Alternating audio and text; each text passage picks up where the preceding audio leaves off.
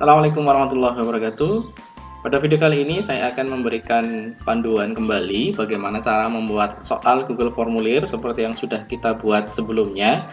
Kita tambahkan ada waktu timernya, ada batasan yang kita tambahkan di Google Formulir. Sehingga ketika kita nantinya akan memberikan soal online ini kepada peserta didik, kepada murid, siswa kita, secara online, nantinya mereka pun akan mengerjakannya ada batasan waktunya, sehingga seolah-olah mereka seperti mengerjakan ulangan ataupun PTS ataupun PAS seperti biasanya di ruang kelas.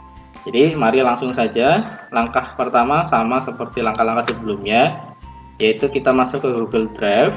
Dari Google Drive kita masuk, ambil lagi formulir kosong ya, Google Formulir kosong. Dan kita tentunya membutuhkan tambahan aplikasi lainnya yang bisa kita dapatkan. Kita klik di yang titik 3 ini, kemudian kita add on. Di add on seperti biasanya kita akan dibawa ke G Suite Marketplace. Di sini kita cari aplikasi yang bernama Timify.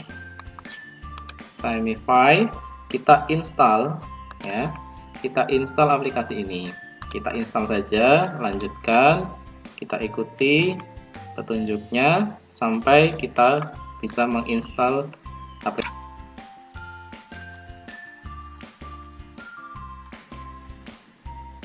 Ya, setelah berhasil diinstal, kita klik berikutnya saja, kemudian klik selesai dan kita close, kita refresh seperti biasanya.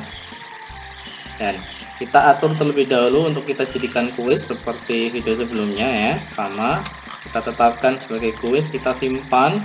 Setelah itu di add-on ini sudah ada tambahan aplikasi yang tadi sudah kita install ya, yaitu Timify.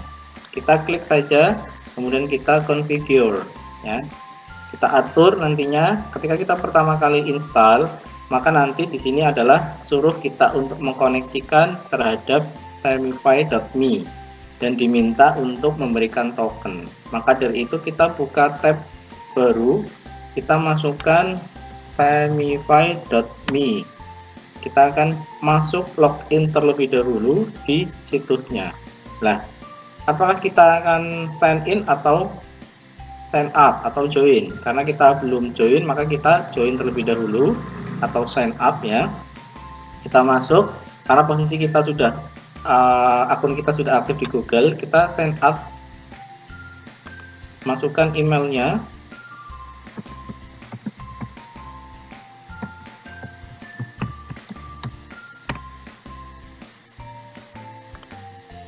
ya kita tunggu sampai kita bisa masuk dan nanti akan diarahkan ke dashboard dan kita nantinya mendapatkan verifikasi di email kita. Kita buka verifikasinya. Nah, kita masih tunggu. Nah, ada verifikasi untuk bisa masuk, kita kopikan saja, copy, kemudian kita pastekan di situs Timify-nya. Oke, kita sambil nunggu. Nah, kemudian ini ada petunjuknya penggunaan ya, bisa boleh dibaca tapi dalam bahasa Inggris. Tapi kalau tidak perlu, tidak apa-apa, tinggal di accept aja. Kemudian di sini diminta kita untuk mengisikan jenis identitas kita ya. Kita isikan saja. Ini pilihannya personal, kemudian using, education, password, kita dimasukkan passwordnya. Oke, kemudian ini harus mencakup kesemuanya ya.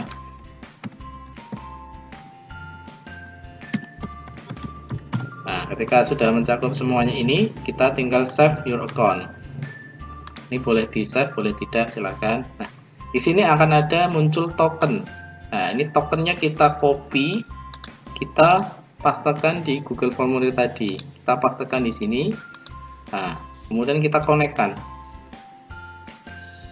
Ini untuk pertama kali ketika kita install menggunakan Timify ya. Nah, ini di sini ada pilihan enable for this form. Kita klik aja karena nanti kita menambahkan di form ini lah. Akan muncul di sini. Ini nggak boleh diedit, nggak boleh diapa-apakan, ya. Kita nggak boleh diapa-apakan. Tinggal kita isikan saja pertanyaannya, ya. Kita tinggal isikan pertanyaannya, bebas. Kita masukkan, misalkan yang pertama seperti biasa, nama, kemudian kelas, dan baru kemudian pertanyaannya, ya. Ini cukup 2 pertanyaan saja misalkan.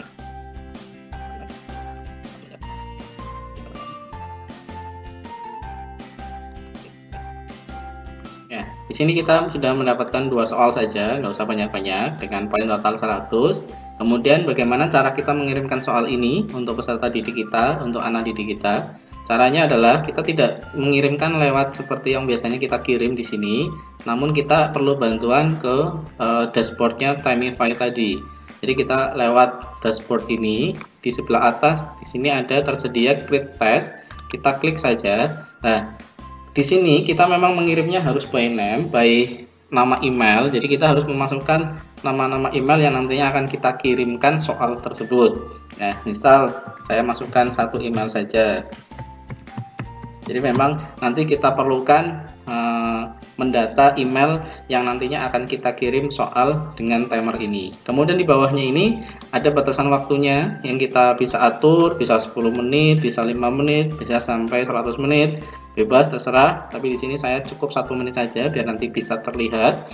Kemudian di sini ada pilihan auto close form, atau nanti formnya itu akan otomatis tertutup jika waktunya sudah habis. Kita boleh klik centang atau tidak. Kemudian yang kedua ada mengizinkan melihat skor, ya. Kita centang saja. Kemudian 2 pilihan ini tidak bisa kita pilih karena itu yang berbayar. Jadi kita hanya bisa pilih 2 pilihan ini saja. Kemudian tinggal kita create. Nanti akan keluar otomatis di sini, lihat link atas, ya. Kemudian kita mengirimkannya bagaimana? Kita send test. Nah, email yang tadi sudah kita masukkan nanti akan terlihat di sini. Jika kita memasukkan email lebih dari 1, maka akan banyak email di sini. Tinggal kita centang saja yang kita inginkan. Atau misalkan semuanya, berarti nanti kita akan select all. Kita centang ini, kemudian tinggal kita next. Setelah itu di sini ada message yang bisa kita masukkan, pesan yang bisa kita masukkan untuk email yang nanti akan kita tuju, yang akan kita berikan soal. Misal ya, selamat mengerjakan. Soal ini ada batas waktu pengerjaan. Jika waktu sudah mau habis, jangan lupa langsung klik kirim atau soal jawaban tidak direkam. Nah, kita kasih panduan agar anak didik kita bisa mengerjakan dengan baik, yaitu kita beri batasan seperti ini. Soal ini ada batas waktu pengerjaan, jika waktu sudah mau habis jangan lupa langsung klik kirim, karena kalau tidak maka jawaban tidak akan terekam. Nah, misalkan seperti itu. Kita klik next, kemudian kita tinggal send test. Nah, sekarang kita akan coba sebagai yang mengerjakan soal ya.